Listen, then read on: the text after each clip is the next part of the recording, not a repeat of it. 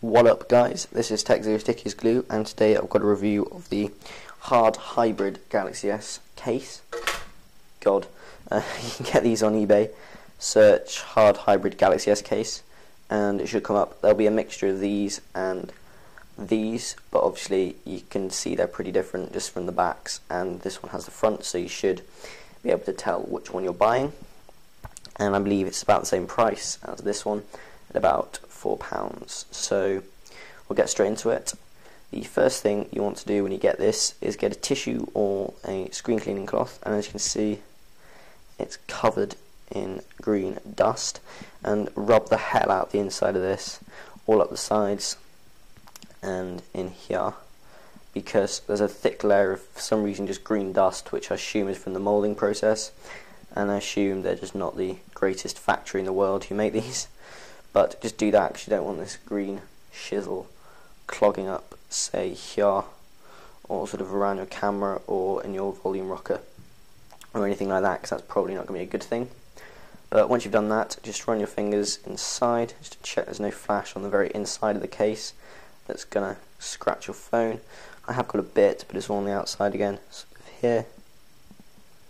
You can sort of see it. I'm using a different quality format just so I can hold it further away and it should still sort of stay in focus, so it might look a bit sort of less good because it's 720p instead of 1080p, but I think it should be good enough. So where's the other bit? Big hunk of it somewhere here.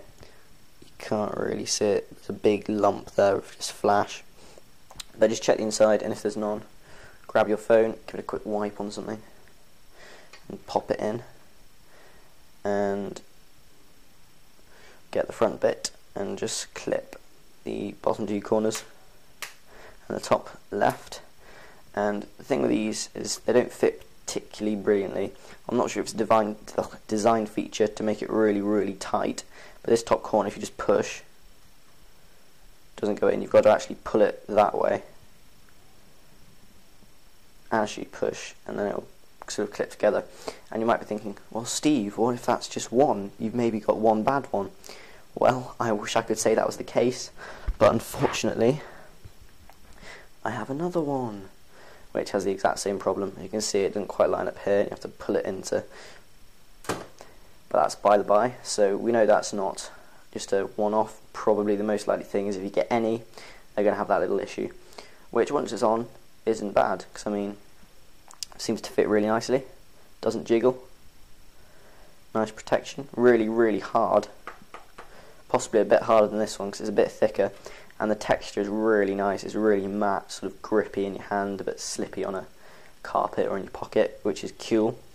And the cutouts are really nice. They're really not sharp at all. That was my only complaint with this one. These are really nicely cut, and they all work perfectly. And again on the side, really nicely cut, works perfectly. Volume rocker, nicely cut, perfect. Works like a dream. And again, you've got a microphone cut out at the bottom, which is just nice to know they've thought of everything. The fit and finish of this top bit is a tad dodgy. As you can see here that you can just about push it, it lifts up a tiny bit. I'm not too worried about that. And on the side you can see it's not the greatest fit in the world. A couple of gaps, a couple of light bits that overlay the wrong way.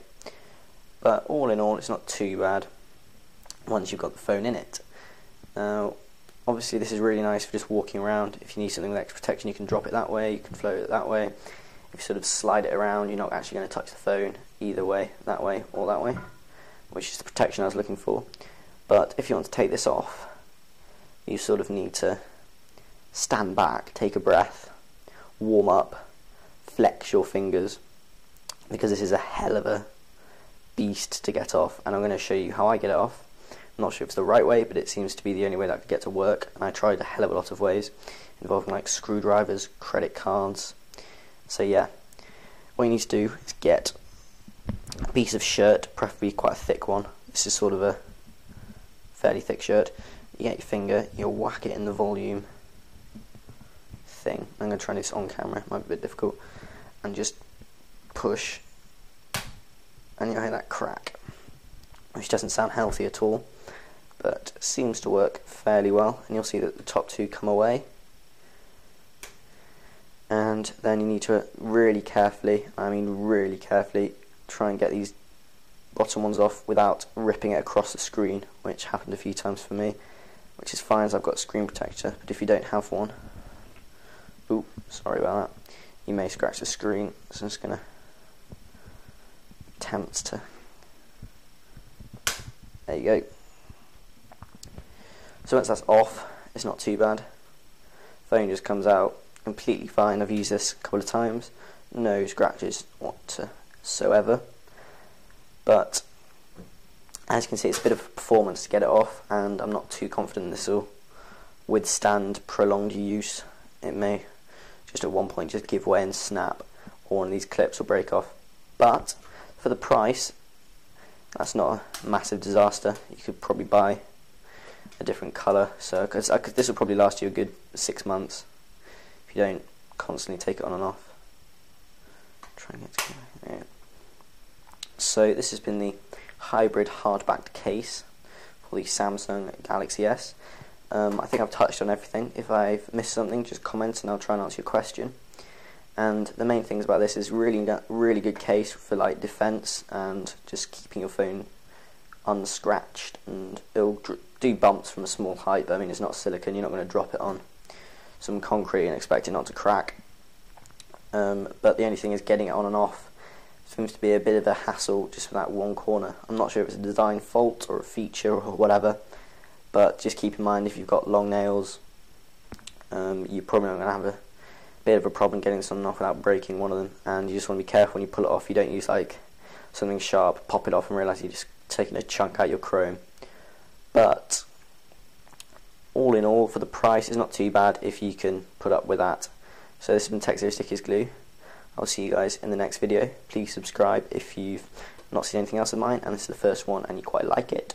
Also, could you please check this link here for my top Android games 2010 video, as most people don't seem to think Android's a good gaming platform, and I'm hell-bent on changing that perspective. So share this link, scream it from the rooftops or whatever, and I'll see you guys in the next video. Peace. Ta-ra.